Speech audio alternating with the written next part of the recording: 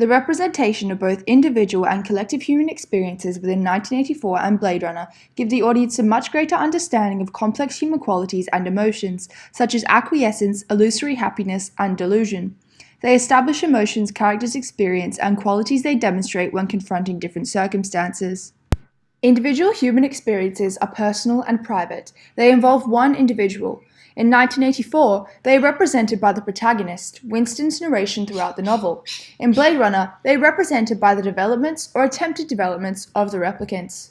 Collective human experiences are felt by an individual as part of a collective. They are represented in 1984 by the world of Oceania, structures of society, and the atmosphere environment created by the party. In Blade Runner, they are demonstrated through challenges faced by the replicants as an entirety, specifically to survive the threat of termination, having come to the end of their prescribed lifespan.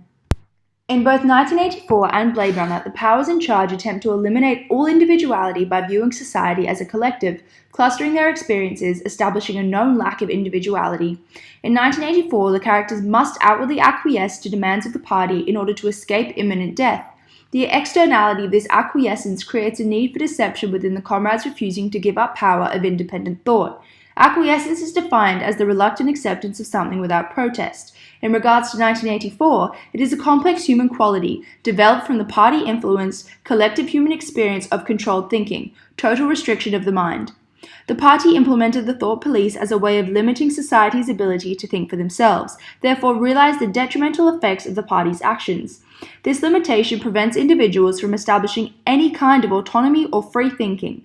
The thought police are feared greatly by Winston, as the party created them to be a monstrous institution that scares individuals into following their rules to avoid a torturous death. The thought police would get him just the same. He had committed the essential crime that contained all others. Thought crime, not a thing that could be concealed forever. You might dodge it successfully for a while. Sooner or later, they were bound to get you. It is clear the concept of thought crime has many negative connotations. It is the most dangerous crime for party members to commit, feared by all, and most treacherously contains all other crimes within itself. Winston demonstrates the quality of acquiescence through reluctant acceptance of his inability to escape the thought police. He allows this acceptance to dictate his actions and self-expression. Acquiescence demonstrates the finality of the thought police's decisions and actions. Whatever the thought police do cannot be undone. The power of the thought police affects the characters of 1984 individually through constant surveillance and is therefore one of the few party-consented individual human experiences. The presence of acquiescence within the novel is also demonstrated by the party's mandatory uniforms. Blue overalls are worn by all party members, further limiting the concept of individuality by amalgamating the appearance of genders and preventing any form of self-expression. The uniforms symbolize compulsory cohesiveness and represent the total control and superiority of the party. Blue overalls, once broken down, forms the sentence, blue over all. The party must be chosen over everything. Not one aspect of an individual's life is allowed to be more important. Furthermore, the color blue represents the grief felt by party members in having to conform not only to their uniforms, but to the lack of individuality created by Big Brother. Julia responds to this assertion of power, the uniforms, with a longing for self-empowerment through appearance, risking death to acquire makeup, clothing, and perfume, a deceptive response to the forced conformity of the party. Finally, the concept of 2 minutes hate, a collective experience of acquiescence, a party edict with the purpose of establishing total thought control. This symbolizes that society is forced to succumb to the presence of party devotion during every 2 minutes hate. They once again must outwardly acquiesce to those in power and present a constant mental facade. The party's inescapable character control provides the reader with a much greater understanding of complex human qualities and emotions by demonstrating its effects. It gives the audience a first-hand insight into the characters' minds and the domino effects of the thought police, mandatory uniforms, and 2 minutes hate. The quality of acquiescence is also prevalent within Blade Runner through the collective experience of the replicants having to adhere to Tyrell's rules and reluctantly accept the end of their time on Earth. What seems to be the problem? Death. I'm afraid that's a little out of my jurisdiction. I want more life. Expletive. Roy attempts to change his prescribed future by fighting back against the control of those in power, similar to Winston joining the Brotherhood after meeting with O'Brien. Having asked Tyrell to spare him from death, Roy is forced into acquiescence after Tyrell denies his ability to change the replicant lifespan.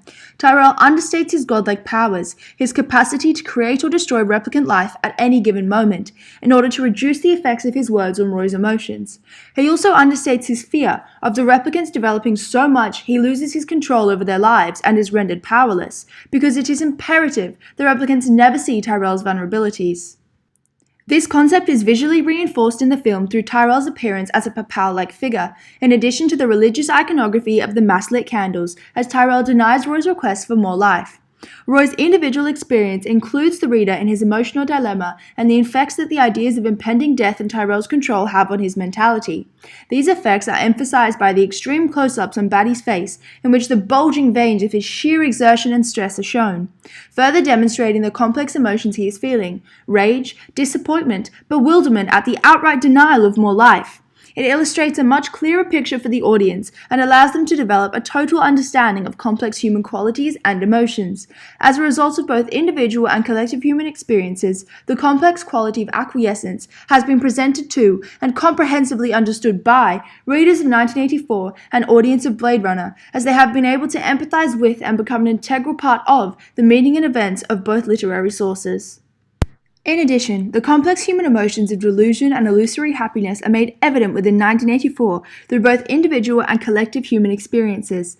They are most present when Winston discusses his forbidden love affair with Julia, a defiant and direct response to party edicts on love and marriage, the fact they are forcing individuals to be treated as a soldier-making collective, remaining ignorant to the need for such deeply personal and intimate relationships. Winston and Julia's affair creates a separate reality for the two, in which the party's edicts do not exist. Folly, folly, his heart kept saying. Conscious, gratuitous, suicidal folly.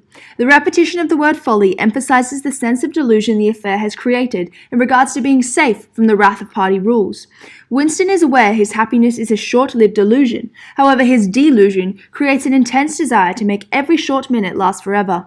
Julia and Winston rebel during their affair in every way they can, renting a telescreenless room within the Proles district, gorging on forbidden treats and drinks, having meaningfully pointless sex, creating their own paradox, and regaining some small aspects of their individuality, demonstrated when Julia applies her makeup and causes Winston's enchantment to deepen even further, calling her very much prettier and far more feminine.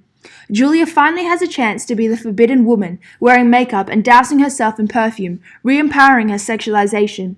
The party has failed to succeed in removing Julia's ability to embrace her femininity and to prevent her desire for disengagement in gender stereotypes.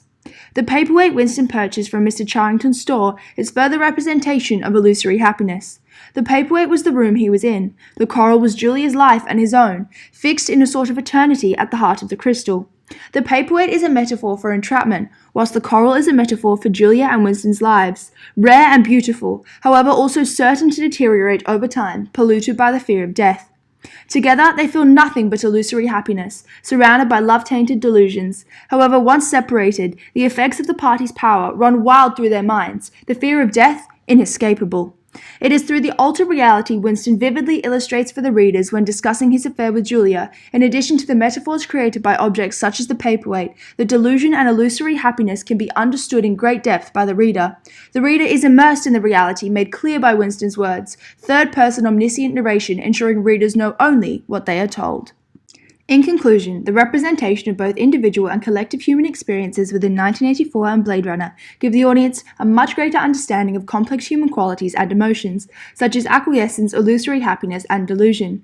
They establish the emotions characters experience and qualities they demonstrate when confronting different circumstances. They are represented by Winston's narration through the world of Oceania and structures of society, as well as developments of and challenges faced by the replicants.